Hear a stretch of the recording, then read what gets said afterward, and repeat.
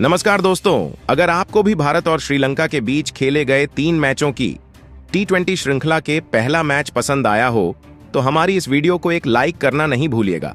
आज की हमारी इस वीडियो का लाइक टारगेट 500 लाइक है, तो दिल से लाइक जरूर कीजिएगा। दोस्तों, भारत और श्रीलंका के बीच जैसा कि आप सभी जानते हैं 3 मैचों की T20 श्रीलंका का पहला मैच पल्लेकल के मैदान पर खेला गया। भारतीय टीम और श्रीलंका के बीच खेले गए पहले T20 महामुकाबले में भारत के खिलाड़ियों के तूफान में गेंदबाजों ने और बल्लेबाजों ने रोमांच की। आज सारी हदें पार कर दी।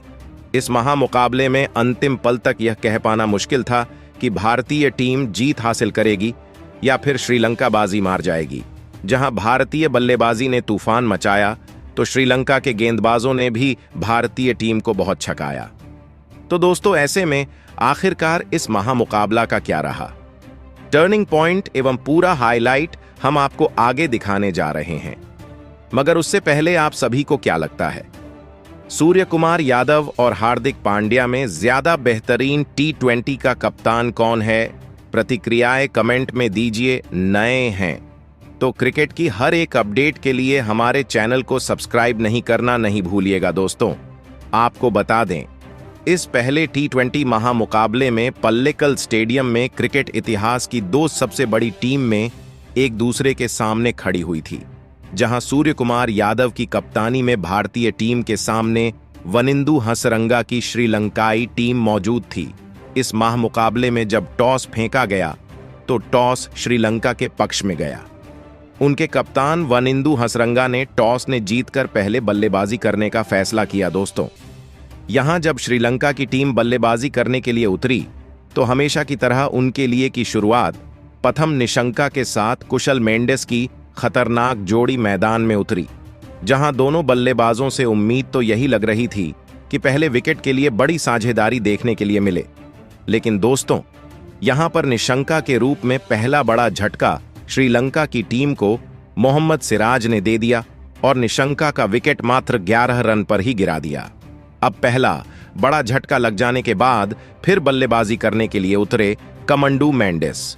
जहां वह कुशल मेंडिस के साथ मिलकर साझेदारी को आगे बढ़ा पा, उससे पहले ही कमीडो मेंडिस को 7वें ओवर की दूसरी गेंद पर रवि बिश्नोई ने बोल्ड कर दिया और यहां मेंडिस 10 रन बनाकर ही आउट हुए।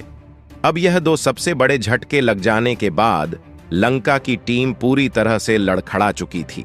ऐसा लग रहा था कि आज के मुकाबले में भी श्रीलंका की टीम ज्यादा लंबी बैटिंग नहीं कर पाएगी और वह ज्यादा से ज्यादा भारत के आगे 120 या 100 रन ही बना पाएगी। अब यहां कुशल मेंडिस और एंजल मैथ्यूज पर पूरा दारोमदार था अपनी टीम के लिए ज्यादा से ज्यादा रन बनाने का। लेकिन दोस्तों, भारतीय गेंदबाजों को कहां पता था कि यह दोनों बल्लेबाज मिलकर आज अपनी टीम की किस्मत चमकाने वाले हैं। जी हां दोस्तों, हुआ यह कि कुशल मेंडिस ने ताबड़तोड़ बल्लेबाजी अपने जैसे जारी रखी। उसी तरह का ढंग एंजल मैथ्यूज ने भी दिखाया, जहां दोनों बल्लेबाजों ने मात्र 37 गेंदों में ही 72 रन की साझेदारी कर डाली थी। इस दौरान विकेट चटकाना काफी अहम हो चुका था। तभी कप्तान सूर्या ने फैसला किया कि वह गेंदबाजी पर मोहम्मद सिराज को लेकर आएंगे और आते ही 14वें ओवर की तीसरी गेंद पर सिराज ने मैथ्यूज के रूप में तीसरा बड़ा झटका लंका की टीम को दे दिया, जो कि 53 रन बनाकर आउट हुए। और मैथ्यूज के आउट हो जाने के बाद फिर कुशल मेंडिस ने हार नहीं मानी। उनका बल्ला रुकने का नाम नहीं ले रहा था।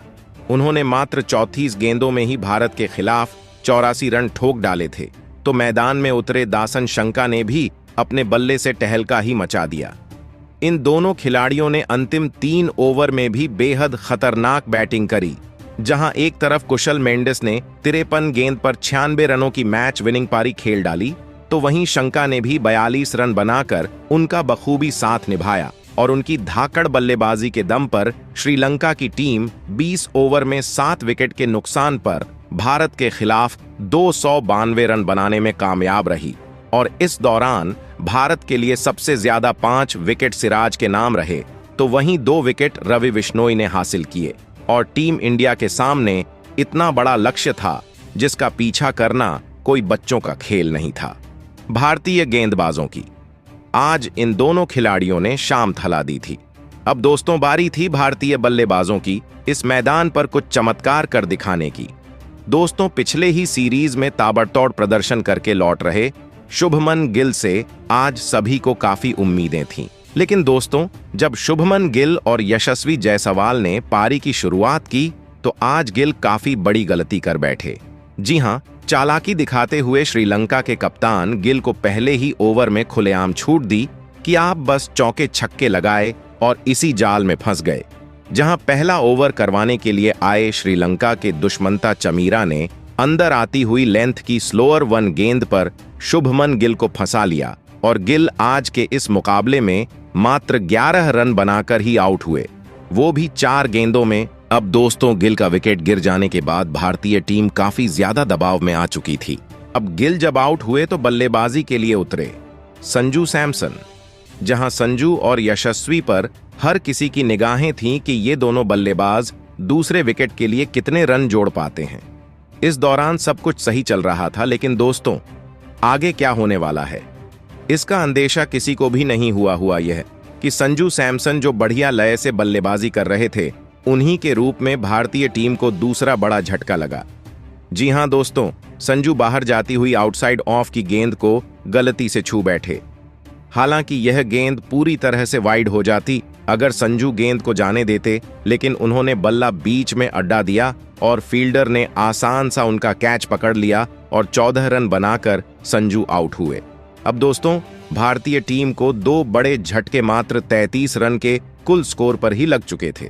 अब यशस्वी जायसवाल पर दबाव बढ़ता चला जा रहा था और अब इनका यह दबाव कम करने के लिए चौथे नंबर पर बल्लेबाजी करने उतरे सुपरस्टार सूर्य कुमार यादव। जहां सूर्य और यशस्वी ने मिलकर पारी को आगे बढ़ाया, दोनों बल्लेबाजों ने अच्छी शुरुआत अपनी टीम को दिलाई। वानिंदु हसरंगा के एक ओवर में कप्तान सूर्या ने लगातार 3 गेंद पर 3 तूफानी छक्के जड़कर अपने तेवर श्रीलंका को दिखाए। इस बीच 50 रन की साझेदारी भी हुई, जो टीम इंडिया को जीत के लिए बेहद महत्वपूर्ण मानी जा रही थी।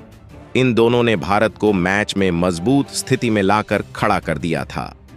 यशस्वी जायसवाल ने चमीरा की गेंद को छक्के के लिए डिपॉजिट कर अपना अर्धशतक भी ठोक दिया था।